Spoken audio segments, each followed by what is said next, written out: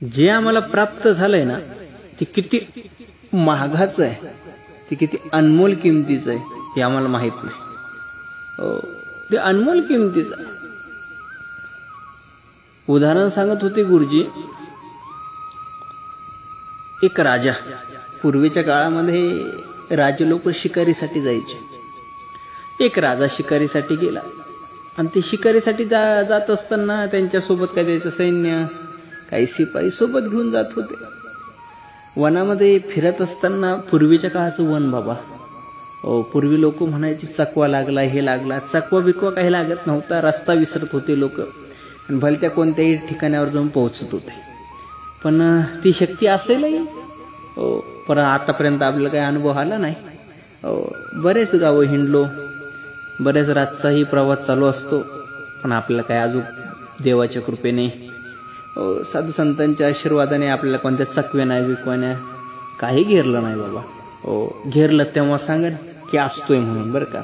पण पूर्वीच्या काळामध्ये लोक म्हणायचे पण नाही बाबा. रस्ता विसरत होते, विसरून जात होते आणि त्या अर्थाने मग ते कुठंतरी एखाद्या कोपऱ्यात निघून जात होते. ते म्हणायचे नाही नाही बाबा, चकव्याने घेरलं, बरं का. असाच राजा विसरून गेला बाबा. घंडात अरण्य होतं, त्या अरण्यामध्ये तो विसरून गेला. सैन्य एकाकडं, शिपाई एकाकडं आणि राजा एके साईडला. 2 दिवस भटकत होता वनामध्ये, 2 दिवस भटकला बाबा, रात्र आणि दिवस. रात्रीचा झाडावर विश्राम करायचा, दिवस उगवला खाली उतरायचा आणि वनामध्ये आवाज देत, आपल्या सैन्याला आवाज देत हिंडायचा. 2 दिवसानंतर त्याला एक मेंढपाळ सापडला. 2 दिवसानंतर मेंढपाळ सापडायच्या नंतर, आता सिटीमध्ये, शहरामध्ये माणूस माणसाला भेटल्याच्या नंतर काही आनंद होत नाही, पण एवढ्या अरण्यामध्ये माणूस माणसाला भेटल्याच्या नंतर आनंद होणारच बाबा. 2 दिवसाच्या नंतर माणूस सापडलाय, नजरेमध्ये पडलाय. शहराची नाही, एका रानामधली गोष्ट आहे. आनंद झाला राजाला. जसा आपण महाराष्ट्राच्या बाहेर गेल्याच्या नंतर वृंदावन, गोकुळ, बरसाना, ऋषिकेश बाहेर गेल्याच्या नंतर आपल्याकडच्या बोलीभाषेचा माणूस जसा सापडल्याच्या नंतर जसा आनंद होतो, तसा राजाला आनंद झाला.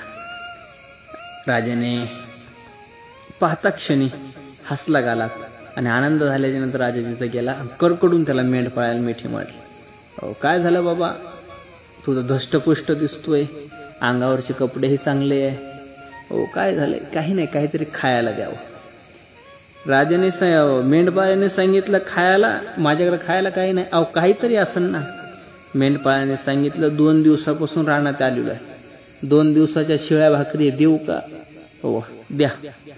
भूक लागलेली होती बाबा.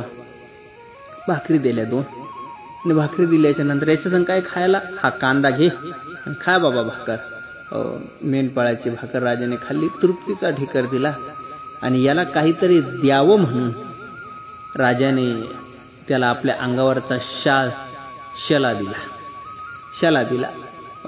शला दिल्याच्या नंतर धनगराला, त्या मेंढपाळाला आनंद वाटला आणि आनंद वाटल्याच्या नंतर मेंढपाळाला बरं वाटलं. का?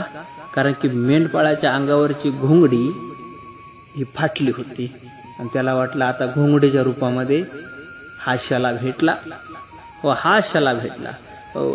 त्या शल्याचा वापर तो घोंगडीसारखाच करायला लागला. कुठं त्याला झाडाखाली झोपायचं असेल, शल्याने तिथली जागा स्वच्छ करायचा. एखादी बारीक कोकरू असेल, त्याला त्या शलामध्ये घ्यायचा. त्याचं काम तेच चालायचं. तोच शला, जिथं त्याला निद्रा घ्यायची असेल उसाला तोच. का? कारण की त्या शल्याची त्याला किंमत कळाली नाही. नाहीतर एखाद्या राजसभेच्या एखाद्या गायकाला म्हणा, एखाद्या विद्वानाला म्हणा, तो शला जर भेटला असता तर राजाच्या सभेमध्ये तो खांद्यावर टाकून आला असता. राजसभेसाठी त्याने स्पेशल वापरला असता. पण मेंढपाळाला का आहे त्या शलाची बाबा काहीच त्याला किंमत नाही. का? कारण की ती जाणीव नाहीत ना, हा किती मागाचा आहे म्हणून. आहेत म्हणून आहे. तसं नरदेह आम्हा तुम्हाला प्राप्त झालाय. नरदेहाची आम्हा तुम्हाला जाणीव नाही. जाणीव नाही. तुकोबराय सांगतात की यहलोकीचा हा देव इच्छिता ती पायी. बाबा या देहाला प्राप्त करण्यासाठी मी सांगत होतो मोठमोठ्यांची लाईन लागली आहे. हो आणि आम्हा तुम्हाला प्राप्त झाला, हो आमचं तुमचं असं चालू आहे, हो आमचं तुमचं असं चालू आहे. हो किती आपलं भाग्य पहा ना, किती आपलं भाग्य आहे. साधू संतांच्या भूमीत आपण महाराष्ट्रामध्ये जन्माला आलो, शूरवीरांच्या भूमीमध्ये आपण जन्माला आलो. आपण बाहेर देशात कुठं जन्माला आलो नाही बरं का. आपण हिंदुस्थानामध्ये, भारतामध्ये देवभूमी आणि संत भूमीमध्ये आपण जन्माला आलेलो माणसं आहोत. आणि विशेष ज्ञानोबा तुकोबारायांच्या नंतर जन्माला आलो. ज्ञानोबा तुकोबारायांच्या आपला गाथा ज्ञानेश्वरी श्रवणाला, पाठांतराला, अभ्यासाला आनंद घेण्यासाठी ज्ञानोबा तुकोबारायांची ज्ञानेश्वरी किती भाग्य आहे आपलं, किती भाग्य आहे. तरीसुद्धा काही काही माणसं बाबा नाही आहे, ते म्हणतात नाही नाही काय त्या गोष्टी. बाबा आज आपल्या माणसापासून आपल्याला धोका आहे, आपल्या माणसापासून.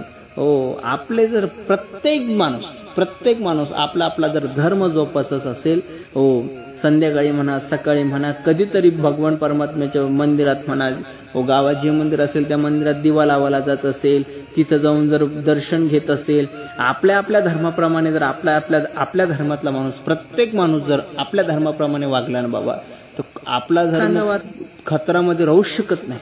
आपला